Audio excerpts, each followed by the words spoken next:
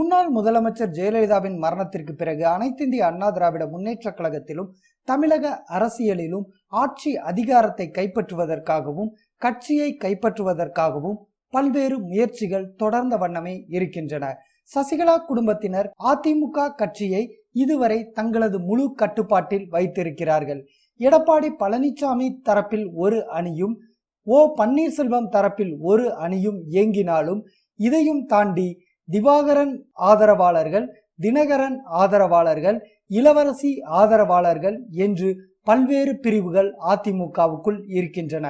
இளவரசியின் ஆதரவாளர்கள் செந்தில் பாலாஜி தலைமையில் விவேக்கை களம் இறக்க முயற்சி செய்தும் வருகிறார்கள். விவேக்கிற்கு கட்சி பொறுப்பு வேண்டும் என்று ஜெயலலிதா இருந்த காலத்திலேயே ஜெயலலிதாவிடம் கேட்டவர் இளவரசி. ஜெயலலிதாவின் மறைவுக்கு பிறகு சசிகலா பொதுச் செயலாளராக பதவியேற்ற நாள் முதலே தனது மகன் விவேக்கிற்கு கட்சி பொறுப்பு கேட்டு நெருக்கடி கொடுத்து வந்தார். இந்த நிலையில்தான் இளவரசி, சசிகலா, சுதாகரன் மூவரும் பரப்பன அக்ரகார சிறையில் சொத்து குவிப்பு வழக்கில் அடைக்கப்பட்டார்கள். அதன் பிறகு சசிகலாவால் துணை பொதுச் செயலாளராக நியமிக்கப்பட்ட தினகரனும் இரட்டை இலை சின்னம் பெறுவதற்காக லஞ்சம் கொடுக்க முயன்ற வழக்கில் டெல்லி திகார் ஜெயிலில் இருக்கின்றார். ஒருபுறம் மத்திய அரசு கொடுக்கும் அழுத்தத்தால் சசிகலா குடும்பத்திற்கு விசுவாசமாகவும் மத்திய அரசாங்கத்திற்கு விசுவாசமாகவும் இரண்டு தரப்பையும் சமாளித்து ஆட்சி நடத்தி வருகிறார் எடப்பாடி பழனிசாமி. இத்தனை குழப்பங்கள் நிறைந்த அனைத்திந்திய அண்ணா திராவிட முன்னேற்ற கழகத்தில் இளவரசியின் மகள் கிருஷ்ணபிரியா அரசியல் களம் காண தயாராகி வருகிறார் என கூறப்படுகிறது. இளவரசியின் மகள் கிருஷ்ணபிரியா சிறு வயது முதலே அரசியல் அதிகாரத்தில் ஆர்வம் கொண்டவர். கிருஷ்ணபிரியா பவுண்டேஷன் என்று ஒரு அறக்கட்டளையும் நடத்தி வருகிறார்.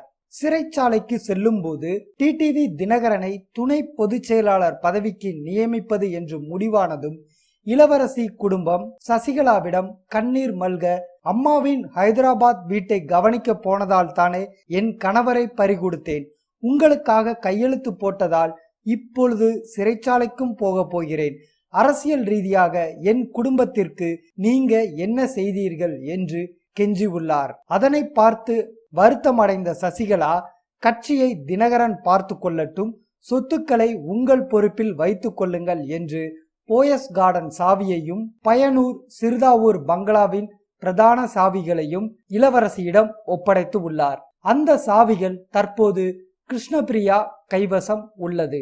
தினகரன் இருந்தவரை கட்சியை பற்றி இளவரசி குடும்ப தரப்பு அக்கறை காட்டவில்லை.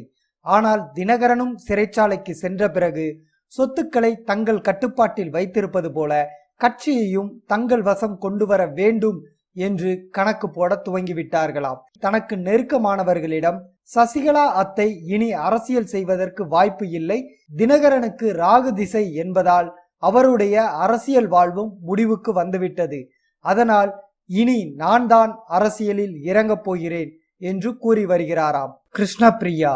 சமீப காலமாக கிருஷ்ணபிரியா ஒரு சாமியார் போல் ருத்ராட்ச மாலை, முழுக்கை பிளவுஸ் என தனது தோற்றத்தையே மாற்றிவிட்டாராம். மேலும் நான் தான் தமிழகத்தின் உமா பாரதி என்றும் முழங்கி வருகிறாராம். அரசியலுக்கு வருவதோடு தன் தம்பி விவேக்கையும் வெளிச்சத்திற்கு கொண்டு வர என்ன செய்யலாம் என்றும் ஆலோசனையில் ஈடுபட்டு வருகிறார்களாம் இளவரசி குடும்பத்தினர். மிடாஸ் மது உற்பத்தி நிறுவனம் முழுக்க முழுக்க கிருஷ்ணபிரியா கணவர் கார்த்திகேயன் கட்டுப்பாட்டில் உள்ளது. அதேபோல் மர்ம தேசமாக மாறியிருக்கும் கொடாநாடு எஸ்டேட், அதில் உள்ள பங்களா அனைத்தும் இளவரசியின் இரண்டாவது மகள் சகிலா கட்டுப்பாட்டில் உள்ளது. சசிகலா பெயரிலும் ஜெயலலிதா பெயரிலும் இருந்த பல அசையா சொத்துக்கள் தற்போது கிருஷ்ணபிரியா கட்டுப்பாட்டில் வந்துவிட்டதாக அதிமுக வட்டாரங்கள் கூறுகின்றன. ஜெயலலிதாவின் கஜானாவே இப்பொழுது கிருஷ்ணபிரியா கைவசம் உள்ளதாக கூறப்படுகிறது. தற்போது எடப்பாடி பழனிசாமி ஆட்சியில் இருந்தாலும் ஆட்சி பறிபோனதும் அவர்கள் கட்சியை விட்டு ஓடி போய் விடுவார்கள் என்றும், அப்பொழுது கட்சியை காப்பாற்ற தன்னால் மட்டுமே முடியும் என்றும், கட்சியை நடத்த பணம் வேண்டும், அது என்னிடம்தான் உள்ளது என்றும் கூறி வருகிறாராம் கிருஷ்ணபிரியா. கிருஷ்ணபிரியா, சகிலா, விவேக் இவர்கள் மூவரும் கூட்டணி அமைத்து கட்சியை கைப்பற்ற அடுத்தடுத்த நகர்வுகளை மேற்கொள்வது சசிகலா குடும்பத்தில் உள்ள பிற உறவுகளுக்கு கடும் கோபத்தை ஏற்படுத்தி உள்ளதாம். திவாகரனின் மகன் ஜெய்யானந்த், விவேக் இருவர் இடையே ஏற்கனவே வெளிப்படையாக மோதல்கள் துவங்கிவிட்டன. சசிகலாவின் உறவுகள் நடராஜனின் வார்த்தைக்கு கட்டுப்படுவார்கள். ஆனால் நடராஜனின் வார்த்தைக்கு கட்டுப்படாமல் இயங்கிக் கொண்டு இருக்கிறாராம் கிருஷ்ணபிரியா. சிறையில் இருக்கும் சசிகலாவுக்கு வேண்டிய உதவிகளை விவேக் தான் கவனித்து வருகிறார்.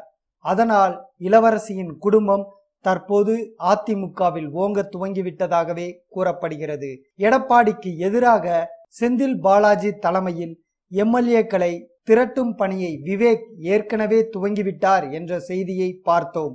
தற்போது விவேக்குடன் கிருஷ்ணபிரியாவும் ஷக்கீலாவும் இணைந்து கொண்டதால் இளவரசி குடும்பம் ஒட்டுமொத்தமாக ஆட்சியையும் கட்சியையும் கைப்பற்ற தேதி குறித்து களம் இறங்கிவிட்டார்கள் என கூறப்படுகிறது.